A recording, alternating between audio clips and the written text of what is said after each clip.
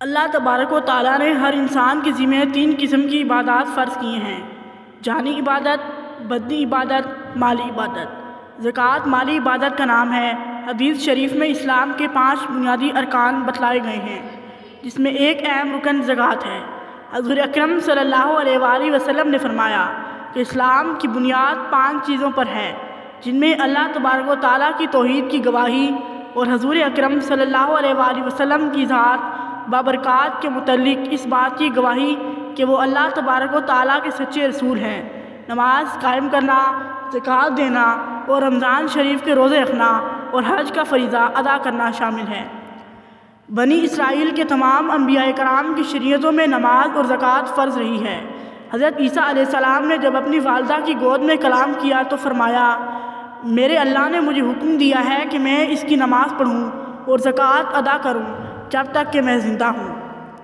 دین اسلام میں زکوٰۃ کی عبادت کو ہر صاحب نصاب پر فرض عین قرار دیا گیا ہے، اور زکوٰۃ نہ دینے والوں کے لیے بڑی بڑی وعیدات ہیں۔ وہ لوگ جو سونا چاندی جمع کیے رکھتے ہیں اور انہیں اللہ تعالیٰ کی راہ میں خرچ نہیں کرتے، یعنی زکوٰۃ نہیں دیتے، تو ان کو دردناک عذاب کی وعید سنائی دی تھی۔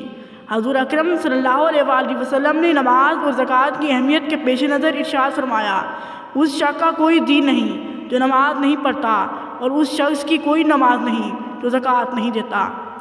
زکوٰۃ کا نصاب یہ ہے کہ اگر کسی شخص کے پاس 7.5 تولے سونا یا 52.5 تولے چاندی ہو، یا اسی مالیت کے کرنسی نوٹ ہوں، یا سامان تجارت ہو، یا ضرورت سے زائد اتنی مالیت کا سامان موجود ہو، تو اسے صاحب نصاب کہتے ہیں۔ اس پر زکوٰۃ فرض ہو جائے گی، اور سال گزرنے پر 40واں حصہ اللہ تبارک و تعالیٰ کی راہ میں خرچ کرنا فرض ہو جائے گا۔ وہ حصہ جو نکلے گا اسے درج ذیل مستحقین پر خرچ کیا جائے گا۔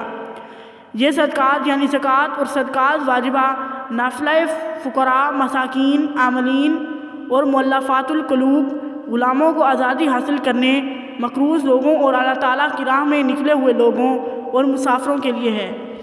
ادائیگی زکوٰۃ کے بہت سے اسرار و مصالح ہیں۔ زکوٰۃ سے تزکیہ نفس ہوتا ہے۔ زکوٰۃ دولت کی بیماریوں کا علاج ہے۔ زکوٰۃ کے بہت سے معاشرتی فائدے ہیں۔ زکوٰۃ غداگری کے خاتمے کا بھی ذریعہ ہے۔ زکوٰۃ ایک بہترین معاشی محرک ہے۔ زکوٰۃ سے ذخیرہ اندوزی کا بھی خاتمہ ہوتا ہے۔ زکوٰۃ غیر فطری معاشی عدم مساوات کا بھی خاتمہ کرتی ہے۔